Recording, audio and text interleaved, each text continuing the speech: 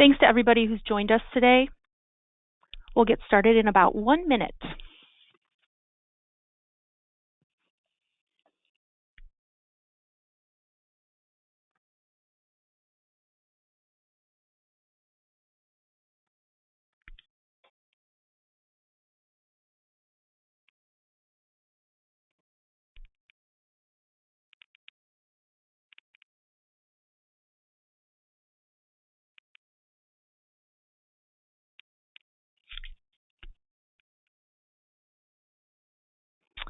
Okay, let's go ahead and get started. Hello, and thank you for joining the Center for Financial Security for our webinar, Financial Resources During COVID-19 Crisis, a webinar event for Wisconsin practitioners and educators. My name is Hallie Leinhart, and I am the Assistant Director of the Center for Financial Security here at the University of Wisconsin-Madison. We have a lot of important information to share with everyone today. The webinar will be an hour and a half long today, so ending around noon Central Time. We will be hearing presentations on Wisconsin State Agency program and policy information and updates during the COVID-19 crisis.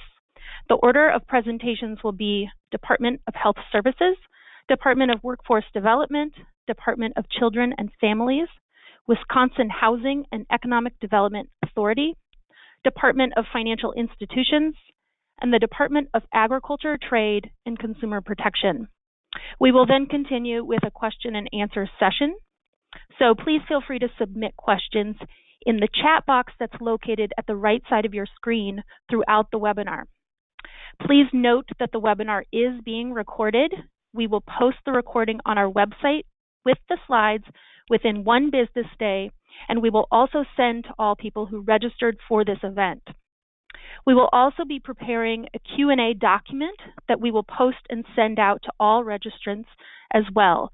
This document will seek to answer any questions that we were not able to cover in the presentations or the Q&A session. That document should be posted within a week.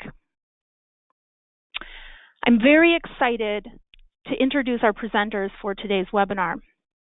Rebecca McAtee is the Director of the Bureau of Enrollment, Policy, and Systems at the Department of Health Services.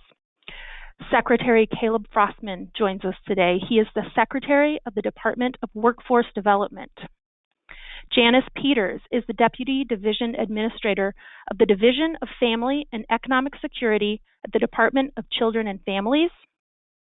Scott Phillips is the Manager of Default Management at the Wisconsin Housing and Economic Development Authority.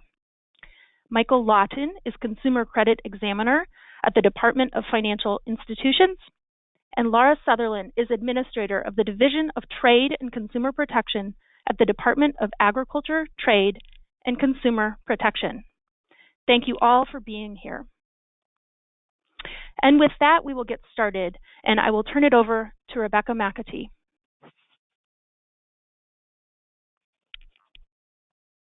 Good morning, everyone. I hope you can hear me okay. You can go ahead and go to the next slide.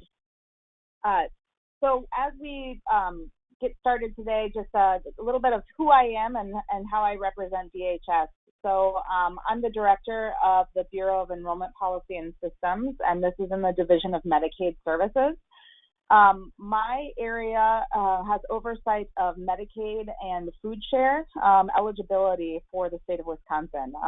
The entirety of the food share program is operated within my bureau, and I am the food share director for the state of Wisconsin. And so the items I'm going to be speaking about today are really related to eligibility for our programs and our benefits. And I have a little bit that I'll be sharing today around telemedicine as well, given the audience. But I won't be getting into kind of the public health aspect or overall Medicaid benefits across the board. So the couple of things that I wanted to talk about today are just our guiding principles as we look at our response to the COVID-19 emergency, and then again, the overview of eligibility changes that we are making to ensure that we can meet these guiding principles. Next slide. So overall, we've been evaluating just different state and federal options for our opportunities to respond to the COVID emergency and best support the residents of our state during the pandemic.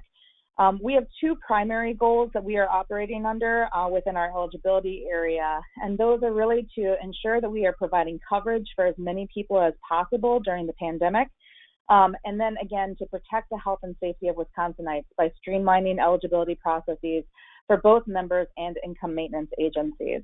And so we've implemented a large number of different changes, policy options across our programs in order to ensure both of these goals. And so wherever possible, what we are doing is working with our partners in other areas, particularly with DCF, to ensure that programs have similar types of changes that are happening to reduce the amount of confusion for members who may be eligible for multiple programs. And I know my colleague Janice Peters will be talking about some of the things that they have been doing on the DCF side as well. Next slide. So on the healthcare side specifically, we've been looking at identifying a range of different options that seeks to really expand our ability to provide healthcare coverage. We're not expanding eligibility necessarily, but we are expanding kind of those aspects of our program to allow for more streamlined application processes and reduce really the member burden for individuals. So we've put this into three primary categories.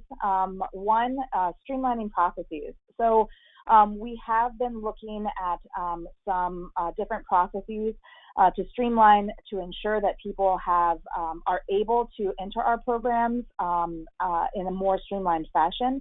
Some of this we work with our hospitals, in particular on certain different policies called presumptive eligibility policies. And so if you are familiar with that, this is basically a streamlined application process for individuals who appear to be eligible for our healthcare programs, and they can get services without having to apply with a full application for a limited period of time.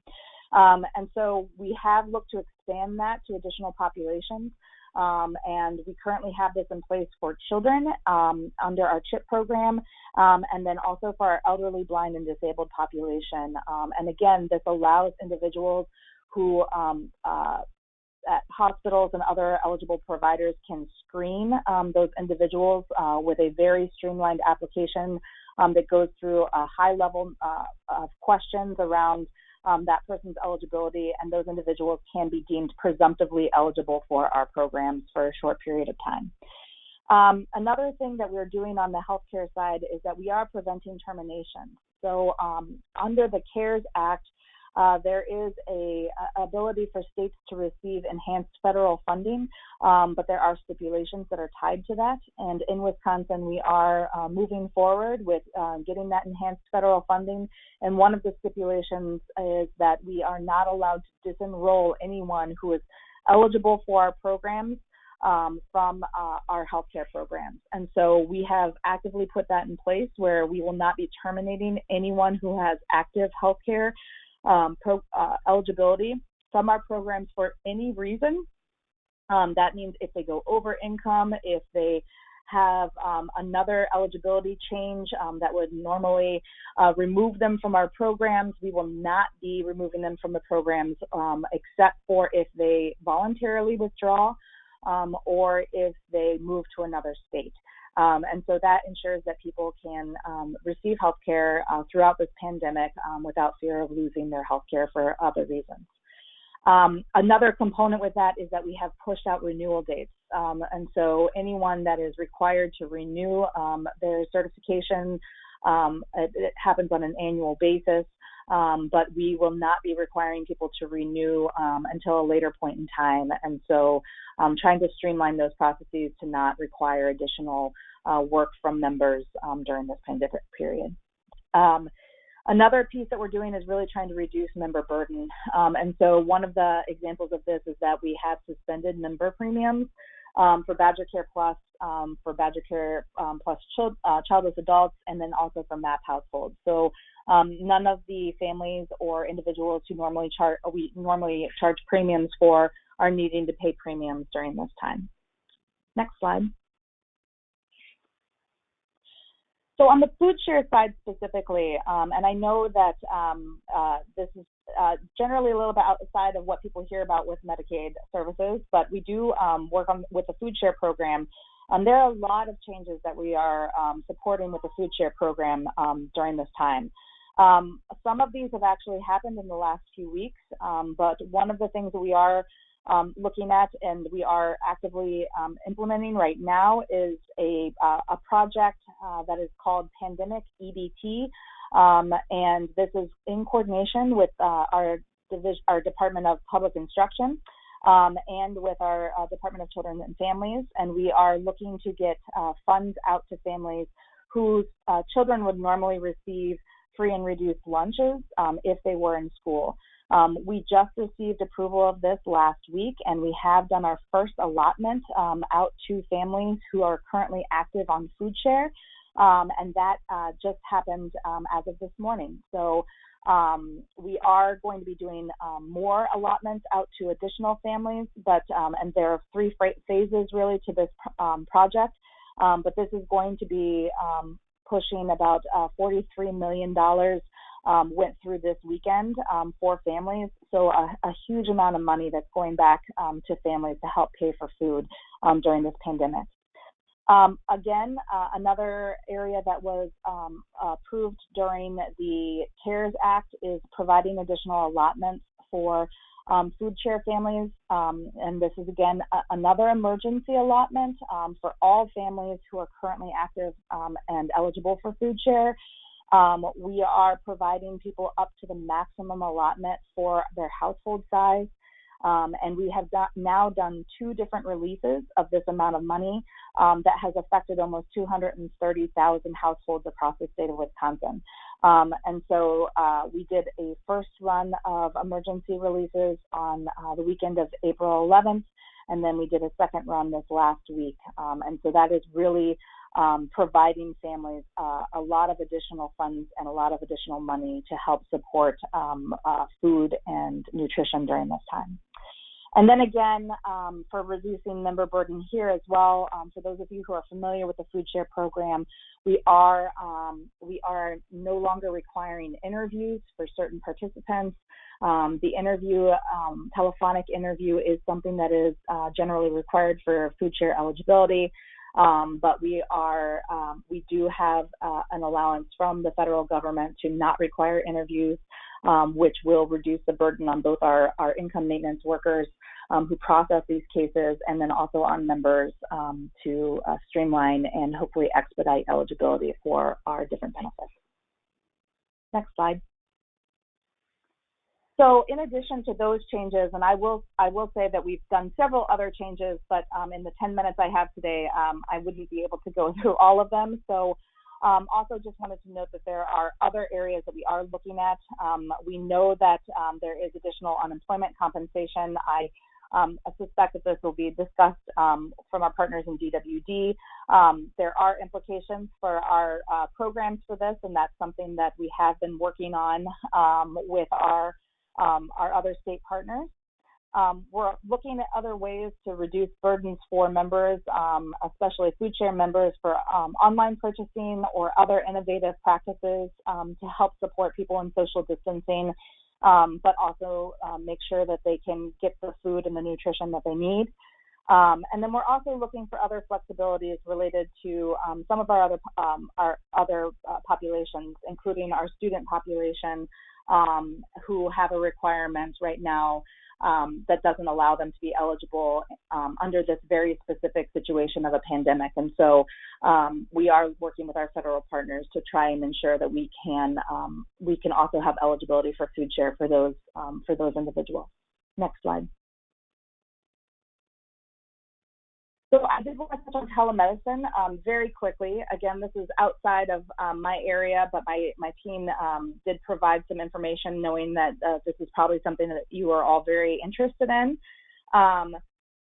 there were quite a few changes that were made to telemedicine to allow for practitioners and others to support members during this social distancing period and allow for those services to be billable.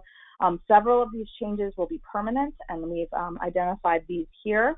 And then there are some temporary changes that are just happening during the emergency, including some of the technologies that are being allowed, and then some of the different services that are being allowed to be billed for. I believe that this is setting the foundation for looking at kind of an overall telehealth policy within DMS, and so I expect that there will be a lot more communication around just overall telehealth and how telehealth has been working during this pandemic. Next slide. That's it for me.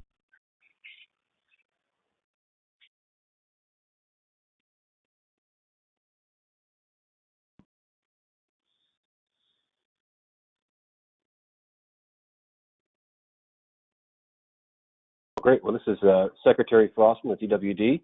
Appreciate the chance to be on today, and I just thought it might make sense to run through some of the updates and some of the new federal programs that we're onboarding as part of the CARES Act. So we can go to the next slide, and just a brief overview of DWD. I won't spend too much time on this slide, but we have 6 divisions, including the Secretary's office above that. But the main one that's getting the most amount of work during this time with COVID-19 is, of course, unemployment insurance, as was touched on just a bit in the last presentation. But we do everything from employment training, which includes apprenticeships. Equal Rights does housing discrimination, workplace discrimination, operations, just like it sounds. Vocational rehab is helping folks with disabilities find a job, keep a job, or find a better job. And then workers' comp, of course, helps those that are hurt on the job. But with COVID-19, next slide, please. Unemployment insurance has been our main focus. So we just had a call this morning with some senators, and the week before COVID hit, we were at about 25,000 weekly claims, which are the recurring claims every week for the folks that are still unemployed. And for the week ending last week, we had 340,000 weekly claims. So that's about a 6-week ramp up, and I think about a 1,200% increase in the number of weekly claims. So it's been a really intense couple of weeks, and it's interesting just to see the claims continue to come in. We've seen a pretty strong decrease in new claims. However, it's still multiple thousand per day. So one of the programs that was put forward in the CARES Act to help people was pandemic unemployment assistance, which is meant to be like an unemployment insurance program, federally funded for those that wouldn't otherwise qualify for unemployment insurance. So unemployment insurance at the state level is really for those that are attached to an employer and were laid off through no fault of their own. But of course, COVID has affected many populations, including the self-employed, freelancers, independent contractors. And so one of the programs they came up with was Pandemic Unemployment Assistance, also known as PUA, which will fund up to the weekly benefit maximum of $370 in Wisconsin, but a minimum weekly benefit of $163 per week. And so that number is based on 1% of last year's income with that minimum and that maximum. It's going to be federally funded 100% for up to 39 weeks, and it's backdated to early February, and that can run through the end of the year. And then if anyone is eligible for even $1 of unemployment insurance or PUA, they are likely eligible for what is known as FPUC, which is the Federal Pandemic Unemployment Compensation, which is an additional $600 per week. So we just started taking applications for PUA last week on the 21st. These applications are really manually intensive and require a fair level of analysis. I believe in the first week we received about 30,000 claims. So we're hopeful that that'll, we can work through those as fast as possible. And then the FPUC benefit for PUA claimants and for traditional unemployment insurance claimants, those payments will be made this week. Based on our initial analysis, it appears as though we will pay including the back payments to late March, approximately $350 million to Wisconsinites through the FPUC program going through next week. Next slide, please. And so the PUA piece is, it's relatively new for us, but we've built out our programming and our application. But this is a list of, the interesting, nuances of those that, would be eligible for PUA, because it is a different set of qualifying pieces, since you're not necessarily attached to an employer. I won't go through all of these here, but these are the main indicators of PUA eligibility for the folks that can be applying. And like I said, this is a very manual process for reviewing these. We're hopeful to work through them quickly. And just a quick note, since COVID hit, we've been working rapidly to improve our IT systems and our telecom systems. Our base benefit system was not adequately modernized coming out of the Great Recession. And so we've been, working to onboard new programs, including federal programs with that. And we've also expanded our telecom capacity. We've, the last 2 weeks, have had about 5 or 6 million phone calls coming to our call center. And so that's been a real challenge, but continue to see progress on that front. Next slide, please. And so this is, similar to if someone has a traditional unemployment insurance claim. To help cut down on some of that call volume, folks are able to look in their Claimant Dashboard for, updating where they're at, and so that's helpful to hopefully cut down some of that call volume and keep folks apprised of where their claim is. But we'll continue to offer additional FAQs. It's something we tried to do, from the very beginning of this, is provide as thorough of information as possible on our state's unemployment insurance, as well as the new CARES Act provisions, to help folks, answer a lot of the questions they might have without having to call in or have us call them back. But of course, we're happy to do so when we can get in touch with folks. Next slide, please. And so these are, again, not the qualifiers, but the questions that are going to be asked as it relates to pandemic unemployment assistance. And similar type questions, at least in nature or in spirit, to a traditional UI, but different based on the type of employment, being self-employed, an independent contractor, or a freelancer. And so, as I mentioned earlier, this will likely affect the timing of funding, just based on the novelty of the program, but also the analysis required to determine eligibility and the dollar amount that folks might be entitled to. Next slide, please. And like I said, this was opened up last week, Tuesday, and PUA is backdatable to early February, and it's going to be the later of February 8th, or whenever someone became out of work. And PUA itself is a 39-week program, up to 39 weeks, whereas FPUC, which is the $600 per week, that is only through the end of July. And so that's a temporary program meant to both assist claimants and also try to stimulate the economy during this challenging time. And so PUA is through the end of the year, whereas FPUC is only through, I believe, July 25th. Next slide, please. And as I mentioned earlier, as we've been talking to constituents, to legislators, to stakeholder groups, we've really tried very hard, and I think we've done a pretty good job of having thorough, clear information on our website. And if anyone on the phone is having to apply, or knows family or friends that haven't yet applied and need to, we would highly encourage folks to apply online, whether it's for UI or for PUA. But we've been able to process as many as 25,000 claims in one day, and 98 or 99% of those are done online. So even if you just have a smartphone with a cell signal, you're able to file online. But whether it's for PUA or for unemployment insurance, we'd encourage folks to start at dwd.wisconsin.gov, and you can do /UI-BEN, which is for UI benefits, and then you can also add a backslash for PUA if that is the program that you're interested in. But the other option, we try to keep our social media pages updated in real time, mostly on Facebook and Twitter, but also LinkedIn and Instagram. We try to keep folks apprised of what's going on and which programs are available when, and including answering some frequently asked questions there. Next slide.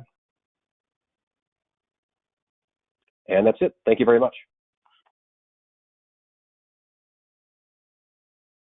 Good morning, everyone. This is Janice Peters with the Department of Children and Families. I really appreciate the opportunity to present today about some of the programmatic changes that we've made at DCF in response to the pandemic that we think will help children and families, low-income children and families in our state. So I'm going to go over some of the programmatic changes. I'll take the next slide.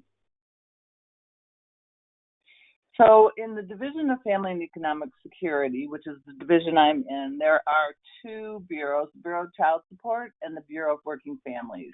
Today I'm going to talk about programs in the Bureau of Working Families specifically. I'll be talking about Wisconsin Works, which is a cash assistance, case management, and employment services program for low-income parents. Emergency assistance provides a one-time payment to address housing or energy crisis. We have a job access loan program, which provides no-interest loans to assist with obtaining or maintaining employment. We have two subsidized employment programs, Transitional Jobs and Transform Milwaukee. We provide services to refugees who've newly arrived in our country, and we oversee the Community Services Block Grant Program, which is distributed to community action agencies to provide services to low-income individuals and families. Next slide.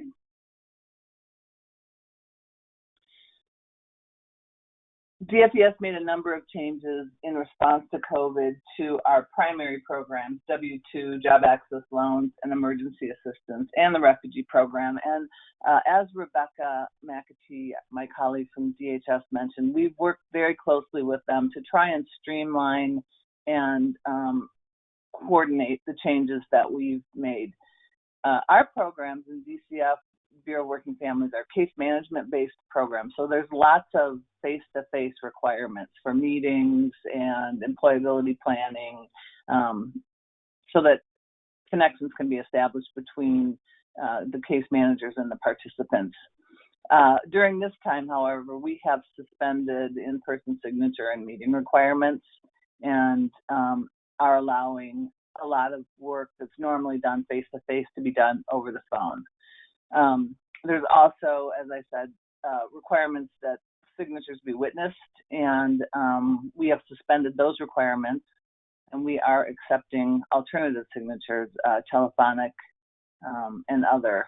Many of the agencies are using DocuSign and some other technology that we haven't used in the past, but may certainly consider using in the future. We have requirements to verify information that people provide that assist us in helping determine whether they are eligible. Our programs have income limits and asset limits, and so we have requirements that they provide documentation to us so that workers can verify the information. And we recognize at this time it may be difficult to get some of that verification. So we are accepting the best available information that the participant can get in order to help the worker determine their eligibility. We are for W-2 job access loans and emergency assistance and refugee programs, although the refugees are likely not eligible. We are disregarding the federal stimulus payment, the individual $1,200 and the couple $2,400 from the asset test that we have for our programs. We also, not included on the slide, it's very late development, are disregarding the $600 federal payment that Secretary Frostman just referred to. We have extended deadlines and timeframes to make sure that people have time to get information in, or like an eligibility review, which I think Rebecca mentioned. We are not requiring those be done at this time. We're extending the deadlines out for those. And then very exciting, effective today, actually this weekend, we added the ability to initiate an application for W-2 emergency assistance and job access loans to access.gov. And I saw an email this morning indicating that we already have quite a few applications in the queue. So that was definitely something that was needed, and we're happy that it's in place. Next slide. We provide oversight of the Refugee Cash and Medical Assistance Program. Both Refugee Cash and medical assistance are available to a newly arrived refugee for the first 8 months that they are here. The 8-month clock starts the day they arrive in the country, and it's been a hard deadline as far as the 18 months. So once they hit the 8 months, they're no longer eligible for any cash assistance. But the Federal Office of Refugee Resettlement just issued guidance that will allow states to request a waiver to extend the number of months a person is eligible for both programs to up to 18 months, and Wisconsin has submitted that waiver. Next slide.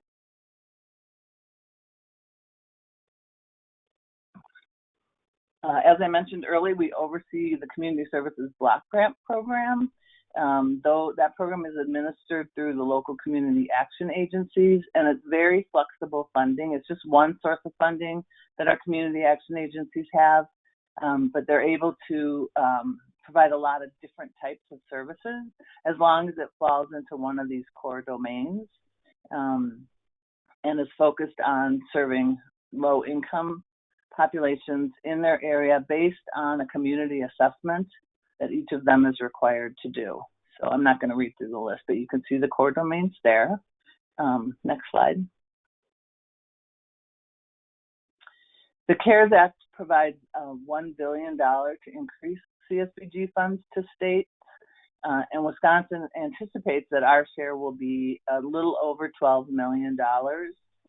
For perspective, our annual allocation usually is around a little over $8 million. So this is a large influx of funding for the community action agencies to assist low-income families in their areas. The funds are to be used to prevent, prepare for, and respond to the outbreak. We haven't gotten a lot of guidance from the federal government on this money, but we anticipate that soon. The funding may also be carried over for the next 2 fiscal years. Normally, we need to spend the money within the fiscal year that it was allocated, but this money will be available longer than that. And it also provides states to increase the eligibility limit for those who are applying from 125% of the federal poverty level to 200%. Next slide. Oh, can you go back? Thank you. Oh. The Division of Early Care and Education is also in the Department of Children and Families, and there are 2 programs. They oversee a number of programs, but there are 2 programs where they've made some specific changes in response to COVID-19. The first is Wisconsin Shares, which is our child care subsidy program, and the second has to do with Childcare Regulation, specifically for child care licensing and certification. So next slide. So Wisconsin Shares also worked with the Bureau of Working Families and our partners at DHS to modify policy where they could so that more families could access the programs, and it would be streamlined, just as Rebecca talked about. They too extended the renewal of eligibility, and they also extended child care authorizations for all families who are in the Wisconsin Shares program. So anyone whose child care authorization was due to end and needed to be renewed, it was extended. Many child care providers are closed for a variety of reasons, but DECE is continuing to ensure that if a parent had unspent funding on their My Wisconsin EBT card to pay for their child care, that money would actually go to the child care provider, whether they're open or closed, to try to make sure that funding is continuing to go to those child care providers during this difficult time. Next slide. In Childcare Regulation, there's been a large effort at our department to try to match essential workers with available childcare. There is a provision that is allowing emergency childcare centers to open in order to care for the children of essential workers, and also some childcare licensing and certification rules have been suspended. Next slide.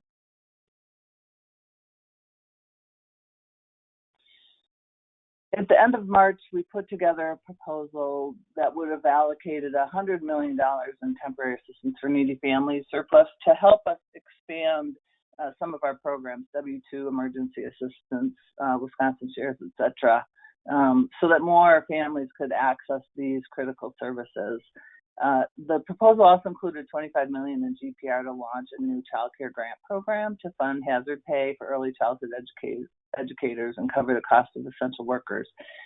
DCF may be able to launch that child care grant program. The legislature did include in their bill access to $51 million of child care development block grant funding from the Federal CARES Act. So we are working on that right now. And the next slide.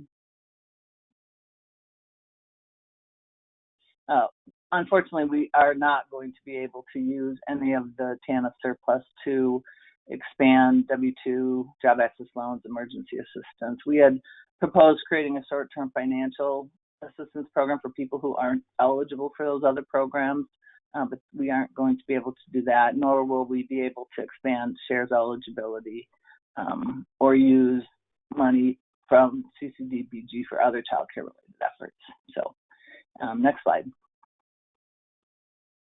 So with that, I will turn it over to my colleague from WIDA. Hi, my name is Scott Phillips. I am the default manager at Wisconsin Housing and Economic Development Authority. That's WIDA for short. So I manage the default area. What does that do? What does that mean? So our mission at WIDA is to put residents of Wisconsin into affordable housing. My department is to try to keep them in that affordable housing until they are able to pay off that mortgage. The next slide. So what is WIDA doing to help single-family mortgage customers in the state of Wisconsin? First of all, we want to make sure WIDA is open for business. There's been some misinformation out there. We work with lending partners at your local banks and credit unions, and there's it's a difficult time. People don't realize that they can still get a mortgage. We are open for business. We want everyone to know we're in the process, and anyone that's in the process of purchasing a new home or obtaining financing, WIDA financing is still that option. So please encourage residents of Wisconsin to continue working with their originating lender, their realtor, to continue that home buying process. WIDA has retained an essential workforce at our Madison office to support the financing efforts and to assure our commitment to affordable housing and economic development continues. We have had to implement work from home capabilities, though, wherever possible, and we've put strict protocols in place to protect confidential borrower information because we are receiving a lot of financial documents. Our core team in the office, though, is there to handle the essential functions such as incoming mail, processing of loan payments, and original financial documents that need to be reviewed to ensure funding of loans can continue. Our core team members that are in the office are practicing social distancing to provide uninterrupted service. For homeowners that already have a mortgage, which is who I'm working with, it's unbelievable how many borrowers we have that are calling in for the first time ever. They've never been late on a mortgage payment and they're scared. So we're here to reassure them. We have plans in place. We've always had plans in place to help any borrower that has a hardship. Right now, it just so happens everyone's got a hardship. The Great Recession, it was a 2-year period where it was a gradual increase in unemployment numbers and the amount of borrowers we needed to help. All of a sudden, we went from 6 loans in forbearance to 372 in less than a month. So it's crazy, but we're able to help out and do what we can. So what are we doing? We have to encourage communication. Communication is key. So we must make telephone contact attempts with borrowers if their mortgage is delinquent. That's just part of the regulations. All the investors, Fannie Mae, Freddie Mac, VA, FHA, they require us to reach out to borrowers as soon as they miss a loan payment. So we're just encouraging communication because help is there as long as we can speak to our borrowers. So we're also required to send notices and letters to borrowers. Those are an automated process that we have, that we make sure everyone is receiving information. So we've added our COVID-19 website to all of our letters, our email notices that go out, directing them to our FAQs on our website. So borrowers who have loans with other institutions other than WIDA, I oftentimes will get calls from those borrowers because they're running into roadblocks. So one thing I always make sure I tell them is you need to initiate that conversation with your mortgage servicer. And if you're not getting anywhere with that mortgage servicer, I oftentimes will recommend that they reach out to a HUD-approved counselor. HUD.gov. You can go directly to their website. It pops up a map. You can click on a map and bring up your city and find a HUD-approved counselor that's free, absolutely free. And if you would like, you can actually approve that, give authorization to that HUD-approved counselor to work directly with your servicer. So I encourage that. Let's see. One thing I want to make sure that everyone remembers is that help is always free. One thing we've noticed, and it always happens when a time of crisis or a hardship comes up, something like this, that's when scammers seize that opportunity to prey on consumers. So unfortunately, foreclosure scams are a huge problem that could cost borrowers thousands of dollars or even their home. They make promises they can't keep. They want to charge you a fee to save your home or lower your mortgage payments, even claiming that they have direct contact with your servicer. That is just not true. The only one that can provide that authorization to speak to your servicer is you. So we encourage communication. So during this pandemic, it is extremely important that we identify the impact to the borrower. It's important to understand how that homeowner has been impacted. So we have probing questions that we ask. Fannie Mae even put out a nice script that servicers can use to ask probing questions to find out who has been impacted by this COVID-19 virus. It can be direct impact, indirect contact, impact. We just need to know what. Because that, the direct impact could be, your business closed and that led to lower hours, less pay, or even full unemployment. Additional medical expenses could have happened that impact your ability to pay your mortgage. There's indirect impacts such as, your spouse or a family member has experienced a hardship. Schools are closed. Parents may need to stay home with their kids, which indirectly impacts their income. We can go to the next slide. So what resources are available to homeowners concerned about foreclosure? One thing we immediately, Wisconsin Emergency Order 15, which took place March 27th, that temporarily bans evictions and foreclosures for 60 days. So right there, there was a borrower that was, in trouble. We're giving them another 60 days to figure it out, get a hold of us. There are options that we have in place to help them out. this is good that we have that extra 60 days. And what we'd have done also on our own, we've temporarily suspended late fee assessments. We started to suspend the late fees in March and April and more than likely May. So what happens is, as soon as your mortgage payments due on the 1st, if it's not in by the 16th, which is everyone's grace period, a late fee is assessed. Well, we stop that. So it gives them till the end of the month to get that payment before it could impact their credit.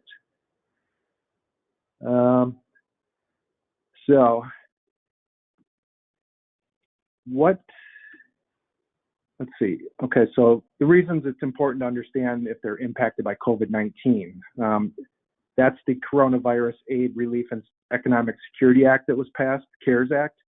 So we are able to implement a few more safeguards if they've been impacted by COVID-19. That's why we ask those probing questions to find out, were you unemployed because of COVID-19? Because there are some options out there that are going to be available to those impacted by COVID-19 that wouldn't be available to those that were maybe unemployed prior to March. So we have to understand, because our investors, there's guidelines in place. There's some great programs that they put together for those people that have been impacted by COVID-19. So the one thing we're doing right now as part of COVID-19 response in the CARES Act is forbearance. That's when a mortgage servicer allows the borrower to pause or reduce payments for a limited period of time. The terms of the forbearance are really determined on a case-by-case basis. For example, maybe only one borrower has been impacted and the family can afford a half payment. Maybe they've been able to, with DWD unemployment, they're able to collect on that and they can make half a payment. Maybe they can even make a whole payment, maybe just not the escrow portion. So we're working with them. Every instance is a different case-by-case basis. Or maybe a family had a business and everyone in the family has been impacted and there's no income. So we may have to put them on a $0 payment forbearance. So maybe for 6 months, they don't have to make a payment. So the purpose of the forbearance plan is really just to allow homeowners time to get back on their feet financially without worrying about that threat of foreclosure. Because normally the threat of foreclosure, as soon as you're 4 payments delinquent, that's when you're referred to foreclosure. Well, if we can forbear this 6 months, you don't have to worry about that. But it's important that borrowers understand what a forbearance is, and it doesn't erase the amount that they owed. They do have to repay that missed payment or missed payments or reduced payments at some point in the future. So if they're able to keep up with their payments, borrowers should keep making them. That's why it's a case-by-case basis.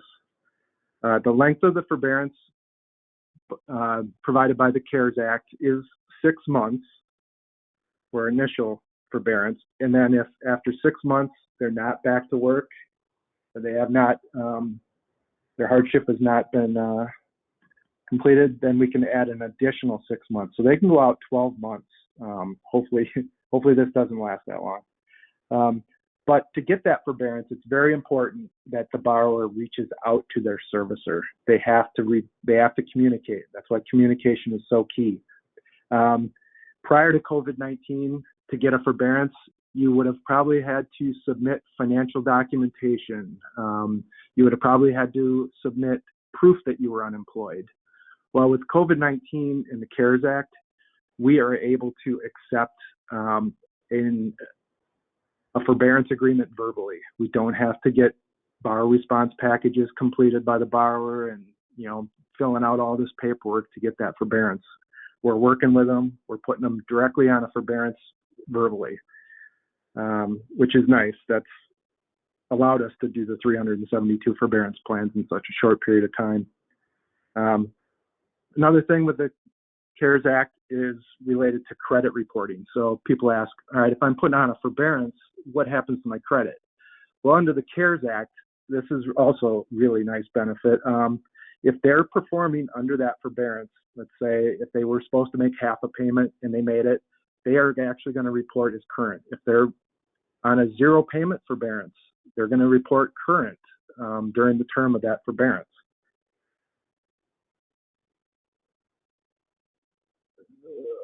Let's see.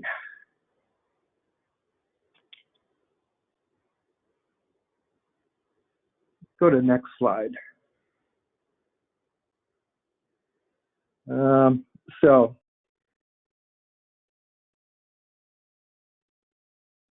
now you're probably wondering, all right, what happens at the end of the forbearance? The forbearance is really the easy part for us and the borrower. It's like, all right, I don't owe payments for 6 months. Great, my credit won't be impacted. This is where we need this COVID-19 pandemic to end so that we can move forward and bring the accounts that are in forbearance current. That's the hard part.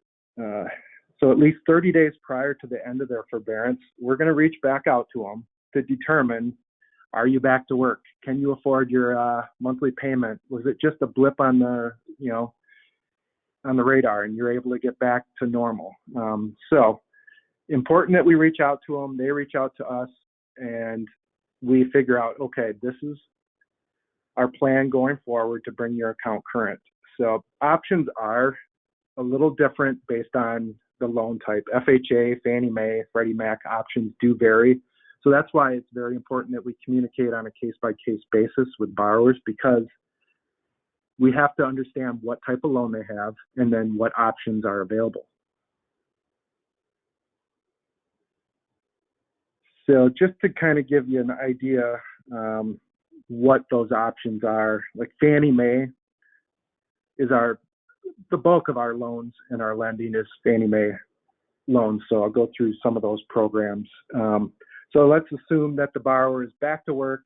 They're making even a little bit more because they have to catch up because of the layoff, and they can afford a repayment plan. Let's say they were only out of work for a month or two, and if they can afford to continue making their payment and catch up on what they missed, we would set them up on a repayment plan. We realize that's not going to be possible if this pandemic continues and they become more than 2 payments delinquent. That's when COVID-19 impact is also important to realize, because Fannie Mae put together a couple programs for those borrowers that are impacted by COVID-19. One is a payment deferral program, which won't be available until July 1. It was created by Fannie Mae prior to COVID-19. It just so happened it's going to be a huge program. Luckily, they were working on it, and it's going to be ready to go. Basically, what that does is take the past due payments and defers them to the end of the loan into a 0% balance, and it won't be payable until the borrower moves out of the home, refinances, or sells. There is 3 different types of modification programs that Fannie Mae has. It kind of all depends on what the borrower can afford once they're back to work, because some of them are advancing, and capitalizing the principal and interest that they missed, and then they have to make sure they can afford their escrow portion. So anything that was advanced to pay taxes and insurance, they would have to be able to afford to pay that. If they can't, we can then look at the next step in the waterfall with Fannie Mae and do a cap and extend modification. That's where it takes the whole principal, interest, taxes, and insurance and capitalizes it and extends it out over however many months they miss payments. So let's say they were out of work 5 months. We can extend their mortgage 5 months and re-amortize their loan and get it all caught up that way. There are going to be people that go back to work and are not making as much as they do now, and they can't afford the payment that they had when this whole pandemic started. That's when we have to go into the modification program that is currently available for anyone that has a reduction in pay. So that would re-amortize their loan and take their 30-year loan and make it a 40-year loan to bring that hopefully 20% payment reduction into play. And then makes it a more affordable payment going forward. The other program we have is FHA. So I really like what FHA did. They made it very simple for us. Basically, it's a partial claim. So what is a partial claim? So let's say you're out of work for 5 months, you're back to work, and you're back to making what you were making before COVID-19. It's going to take those 5 payments, put them into a 0% loan payable to HUD, and bring your loan current. So that's an awesome program. So I'm very happy that they put that together. So what is WEDA doing to advocate for homeowners? So we are constantly working with, our Council of State Housing Agencies. That's basically our lobbying group out in Washington for the other HFAs. We're always looking to, add additional support for homeowners. We're also working with FHFA, Fannie Mae, and Freddie Mac to roll back some changes that they had put in place prior to COVID-19 that really impacted our ability to lend to borrowers in our state. Right now, they limited it to you get a better rate if you're 80% or less of area median income. Once you're over 80%, we lost that ability to give a discounted rate. So we're still trying to work with them on that. And then we're always seeking additional funding for mortgage payment assistance. Next slide. So I think I mentioned this in the beginning. We include our COVID-19 FAQs on our website. We have a dedicated page. It goes to some FAQs for borrowers and lenders out there who have questions. Then we also have a link to FHA and Fannie Mae's COVID-19 assistance FAQs. They have some really great information out there. So I think that's the last slide.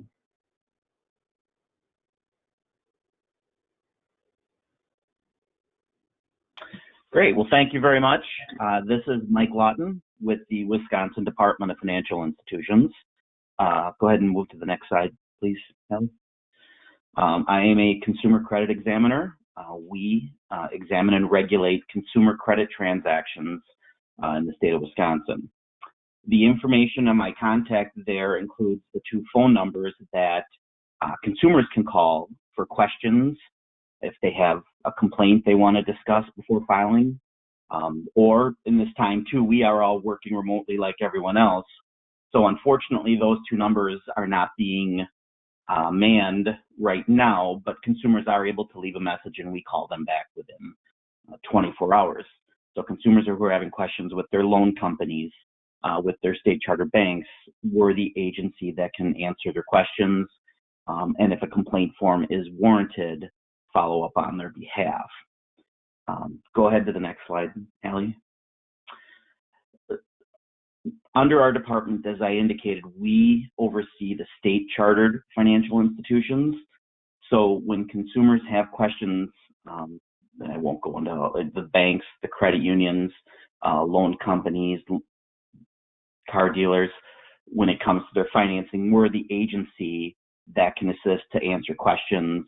And again, if a complaint should occur, we are the ones that they would go through for assistance, for us to take a look at the complaint, review the documents, make sure everything was done in accordance with the Wisconsin Consumer Act. Go ahead to the next slide.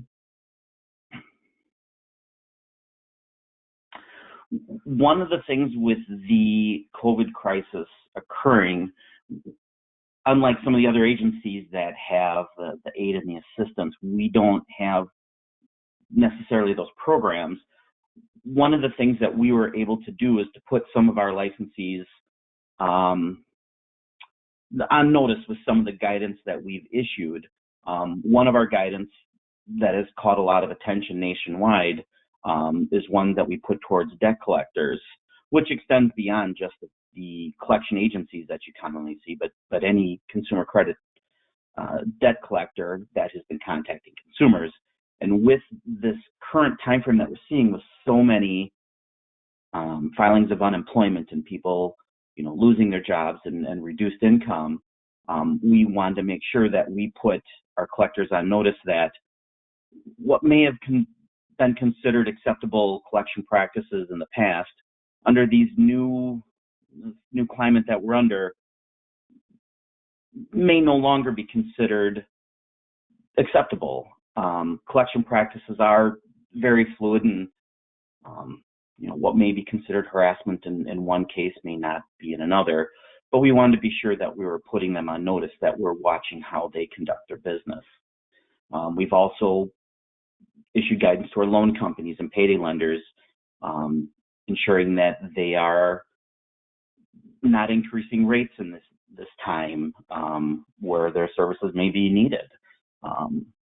Banks and credit unions, mortgage companies, we're also, again, encouraging them to work with their consumers in this time and make sure, again, that they're not taking advantage of consumers who, again, through no fault of their own, just a few months ago, were obtaining loans and credit with the understanding that they'd be able to make their current installments. However, 2 months later, with the COVID crisis and the stay-at-home order, are no longer able to make those payments. Go ahead, Hallie, for the next slide, please. One thing that I thought I would address that we've seen at DFI with our licensees, we have not seen an extremely high number of complaints, but we do see some where consumers are having some assistance or trouble with getting assistance from our loan companies or credit unions with the loss of income that they've had. We have not seen very many scams at this point. We have been fortunate in that regard. However, I do know there have been plenty out there. Laura may touch on some of what she's seen. But one thing that we have seen in a positive light from our licensees, some of their changes that they've made to assist consumers. Many lenders we've seen have started to waive late fees and return check fees for their current borrowers. Many have suspended reporting negative information to credit bureaus.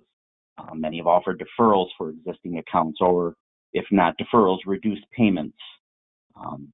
Many have suspended all collection calls that they would otherwise have made. They'll accept consumer calls. And similar, if I can piggyback on what Scott said, we always encourage, even in this time, to make sure that our consumers are reaching out to their borrowers first to try to work out some type of arrangement or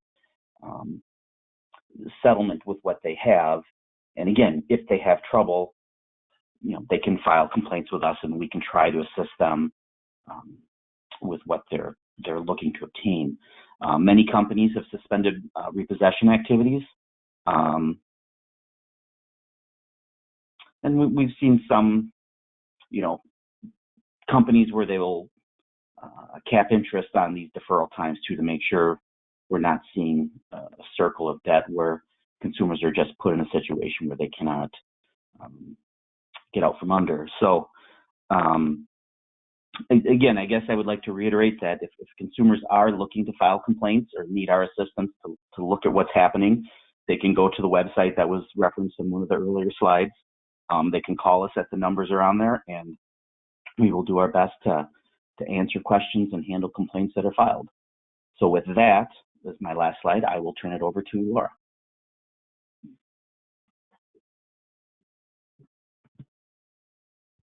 Hi, good morning, everyone. I'm Laura Sutherland. I'm the administrator for the Division of Trade and Consumer Protection at DAGCAP.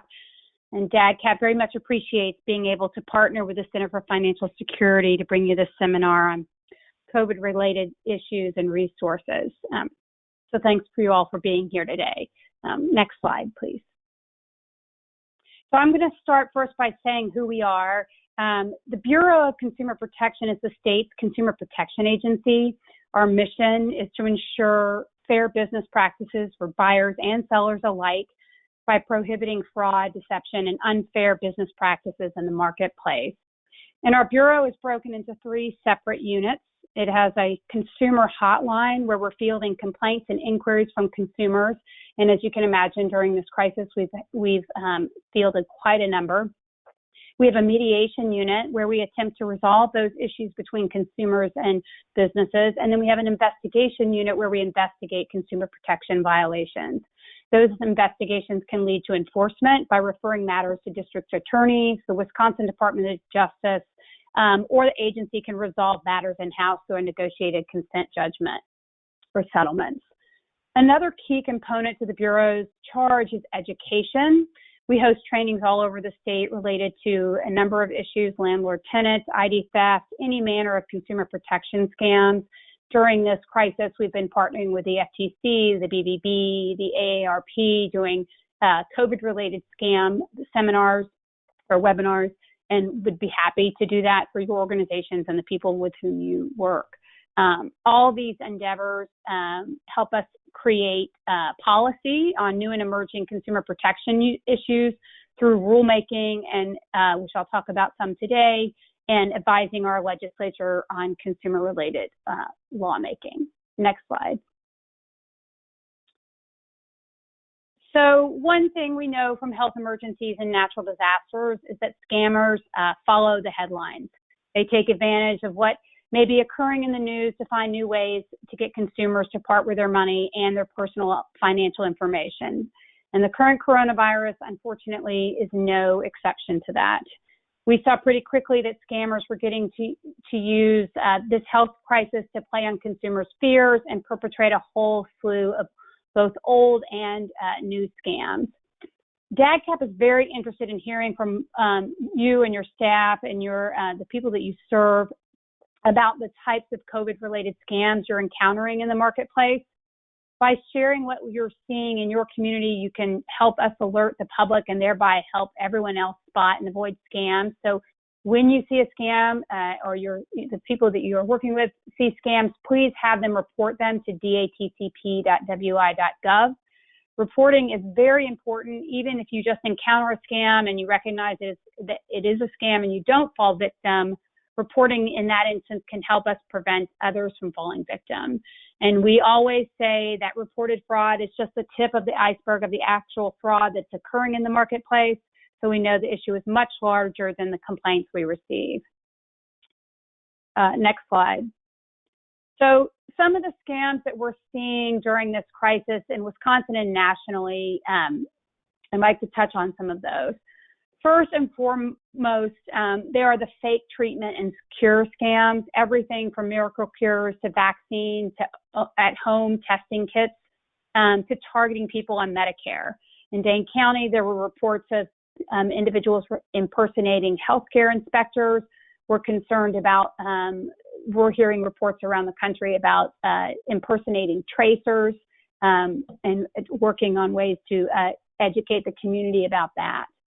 So essentially, we are telling folks, obviously, to ignore online and telephone offers for vaccines, tests, or cures. There are no vaccines, as we know, and if you hear of any from anything other than the CDC or WHO, it is a scam. Certainly, if it pops up in your email or your social media, it is a scam. And if you're on Medicare, we're hearing reports of people getting calls, emails, seeing ads that they will give you special access as a Medicare recipient to kits or testing. Obviously, this is also a scam. Medicare representatives will never call with special offers and special access for tests or treatment, and anyone who purports to do that is definitely a scammer. So we're encouraging folks to use trusted sources of information for all inquiries. The Wisconsin government has an excellent website, wisconsin.gov/COVID-19, that has information about unemployment, education, small business loans, and everything else that the Wisconsin government is doing right now. And then obviously going to the CDC and WHO for information about the virus itself is where folks should go. Next slide, please. The most common scam that we're seeing right now is the phishing scam. Scammers sending emails and text messages to get your personal identifying information, your money, and to try to load malware onto your computer. We've seen scammers have bought up a lot of domain names for coronavirus and usually having misspellings. But if you visit one of those sites, it will definitely put malware on your device. So we're encouraging people, obviously, not to click on links or text messages from sources they don't know and rely on sources that you do know. I'm going to provide you a couple or a single example of some of the phishing emails we've seen. Next slide, please. So this email has all the telltale signs of a scam. It purports to come from an entity we trust, the CDC. It preys on fears, telling you about cases in your area. It creates a sense of urgency, and it purports to have information to keep you safe and healthy. Oftentimes these scams have poor grammar in them. This is actually a phishing email that was distributed to state agencies. So no one is obviously immune, if you will, from these types of scams. The CDC is not going to be sending emails to you about the viruses in your area. Next slide. The other enormous uptick in scams we're seeing is with robocalls. Robocalls related to all of the issues that we just discussed: fake cures, prevention solution, test kits. We're seeing robocalls related to Medicare recipients, healthcare insurance, cleaning supplies, student loans. There is one particular one going out now related to the Social Security Administration, referencing the coronavirus, telling consumers that their Social Security number has been suspended due to suspicious activity related to the coronavirus. These scams sound like they're very easy to determine, but they're not. Many people in our community fall for them regularly. So we encourage you to continue to talk about what these scams look like so people can avoid them. And when you do get these calls, or you hang up and you report them to DADCAP so we can alert communities where these scams are occurring. Oftentimes they occur in particular geographic areas, like the Social Security scam and the Medicare scam, so we can get out in front of that, get to radio stations, news outlets, and talk about those scams. Next slide, please. The other obvious target for scams, it relates to the CARES Act and the stimulus check money that's coming from the CARES Act. We are seeing criminals use this type of headline to make phony pitches and sound more credible. As many of you probably know on the phone, if someone calls you or emails you out of the blue that there's money available from the government and you need to make an upfront payment, that's how they typically ask you to do this, or they ask you for your personal identifying information. That's how these scams work. Obviously, the government is not going to ask you to pay to get your stimulus check, nor are they going to ask you for your Social Security number, your bank number, or anything like that. These scams are very common, and anytime there's a federal or state or government program, you'll see copycat scams where people are trying to steal the money and steal your personal identifying information.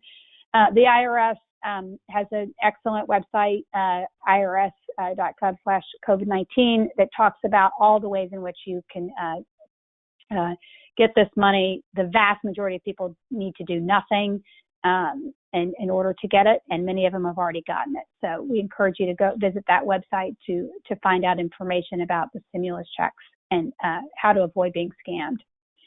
Next slide, please. So this is what I've already touched on, but basically we're telling folks that the best way to avoid these scams is to know who you're dealing with. Go to sources of information you trust, the government, the CDC, if you are emailed something from somebody, even if you think you know them, don't respond to those emails, don't click on links, don't respond to those phone calls, hang up, and initiate the contact with the contact information that you know and trust. Obviously, don't share your personal identifying information with anybody that you are not sure who they are, and treat that information, your Social Security number, your insurance information, your driver's license, like it's cash, and guard it like it's real money. And obviously, don't pay for anything with gift cards. All of these scams, when they solicit money, they require payment with a gift card. It sounds unusual that people fall for it, but they do.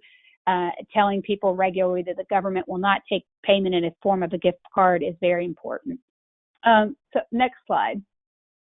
So I want to talk about a couple of executive orders that have been issued with respect to landlord-tenant.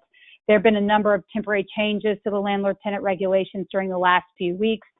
In late March, the governor issued an emergency order placing a moratorium on residential and commercial evictions for non-payment of rent.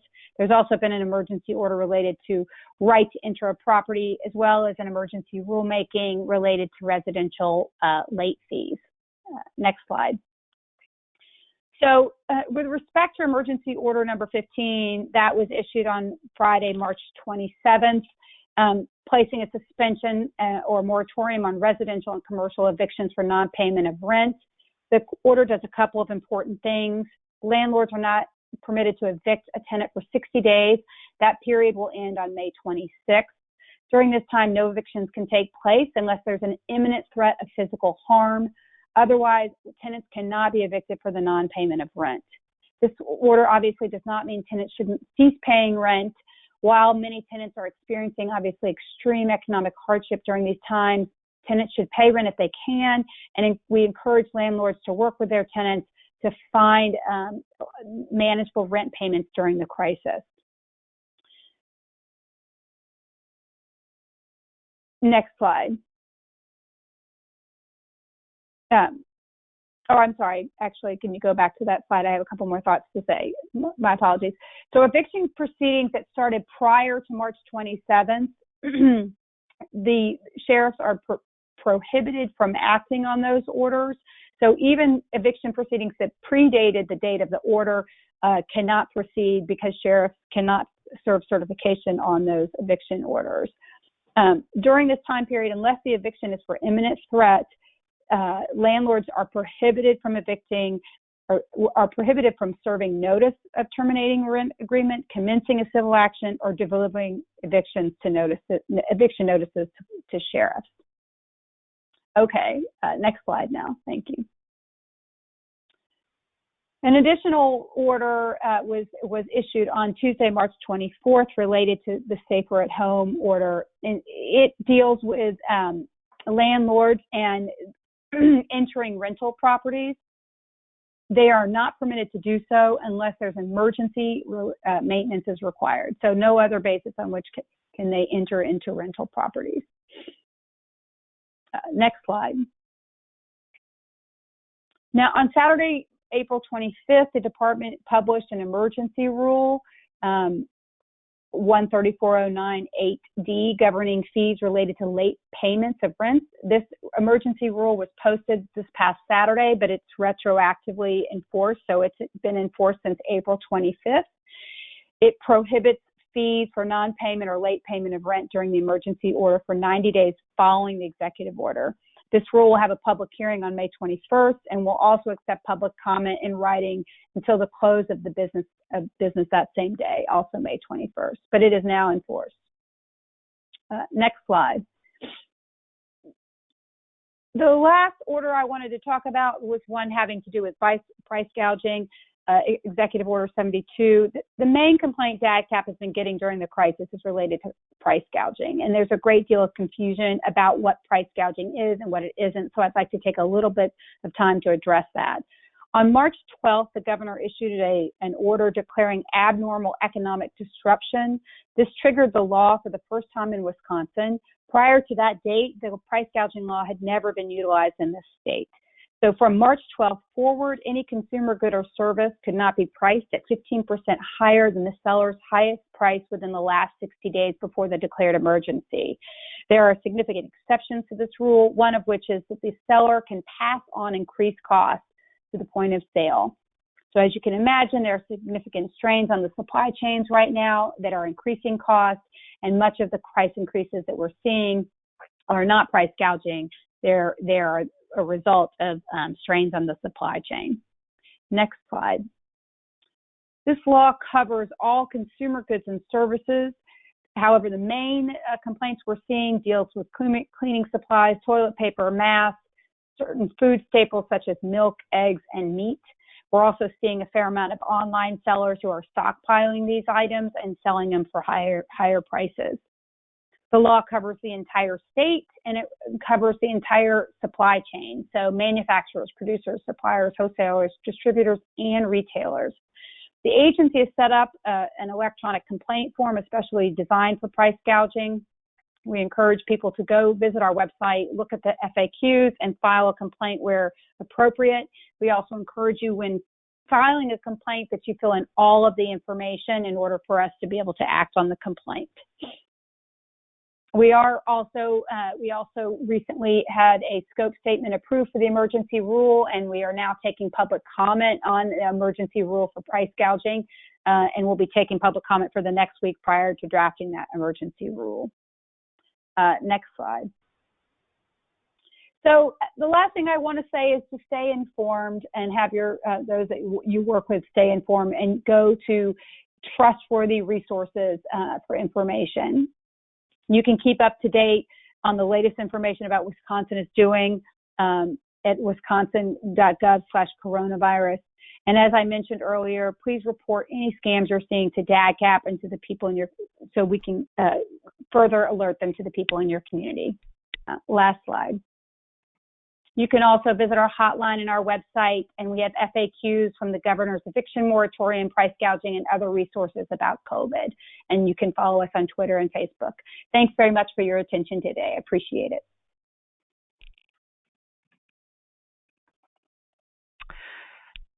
And I would like to thank everyone for your presentations. And we do have a bit of time left for some questions.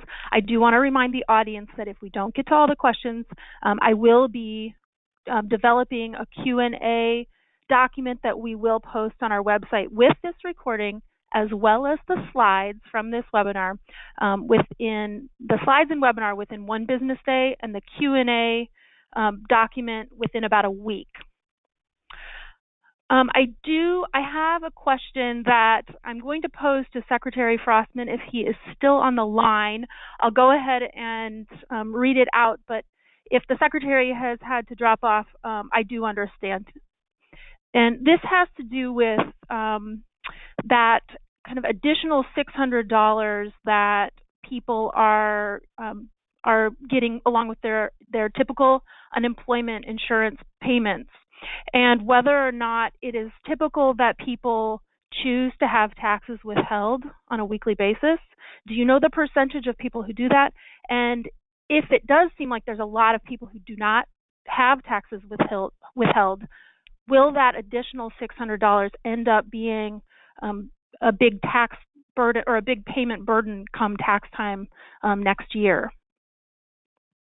Sure, this is Secretary Frostman. I did get bumped off the webinar. My computer rebooted mid-webinar, but I'm back on. And so I don't have a good answer for you as far as the percentage. I know some folks do choose to have those taxes taken out, and these benefits are taxable. So whether it's a big tax burden, I don't know on a relative basis what that looks like, but both unemployment insurance, PUA, and the $600 per week are taxable. So I don't have a number, but I can follow up with the group if that would be helpful afterwards. Yeah, absolutely. Thank you. I'll move on to another question.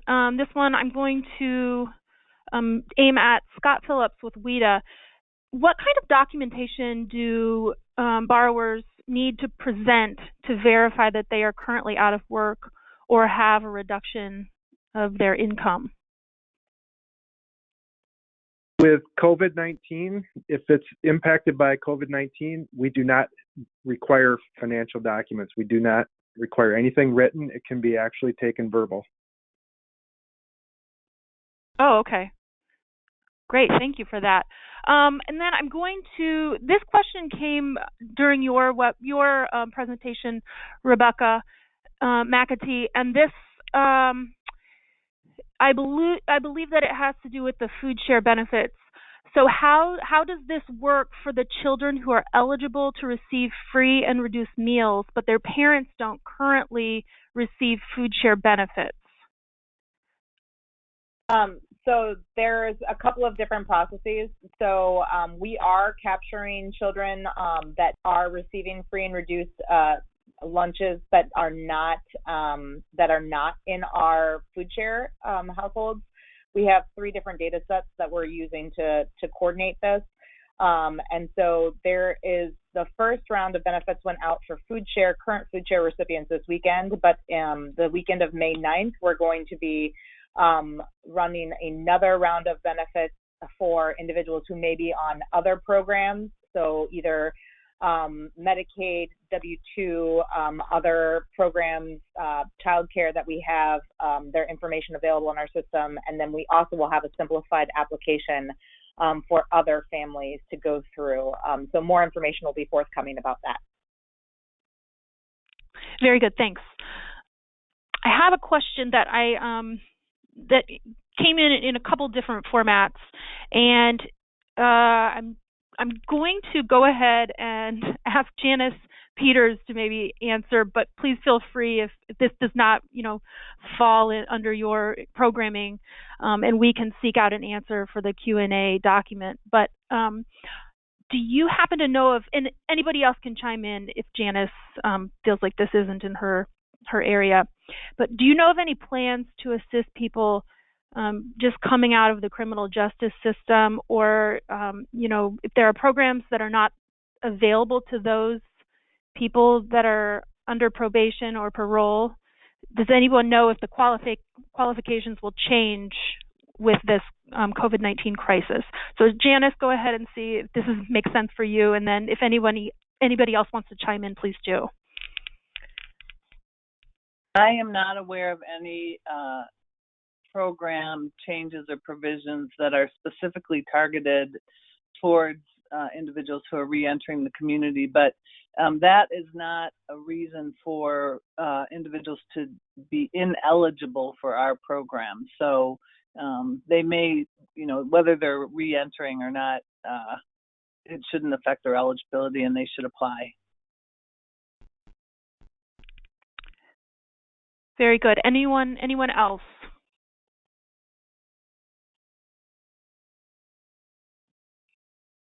Okay, I have a few questions that are involving the digital divide that we have, especially thinking about people in rural places where the bandwidth for Wi-Fi and just being able to connect to the internet can be difficult.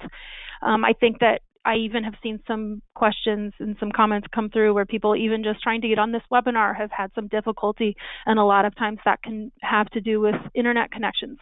So therefore, applying for some of these programs or getting through to some of the agencies can be tricky for a lot of people. I would like to, this is kind of an across-the-board question, but maybe I'll first just send it, Laura, if you have any suggestions or things to say for people who perhaps are experiencing difficulty because they do not have access to the internet. Is there any kind of suggestion or resources that you can promote for people in that situation?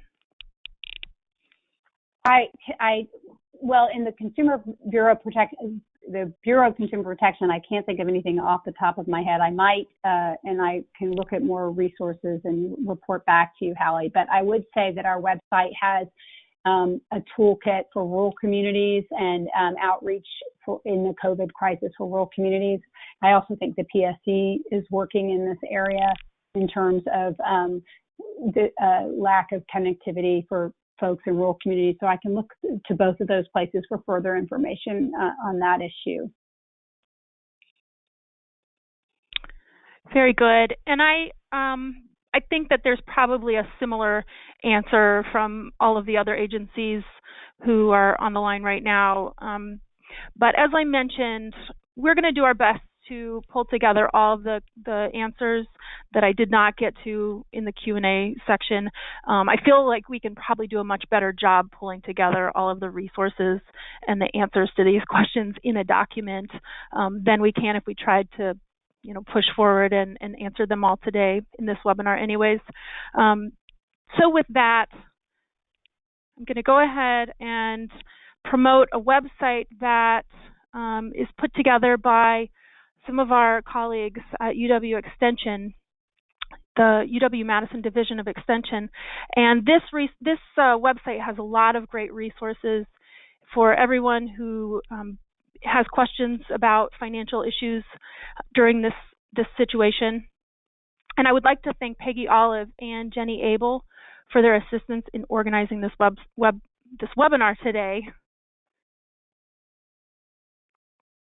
And as I mentioned, all of this information, slides, recording will be posted on our website, cfs.wisc.edu.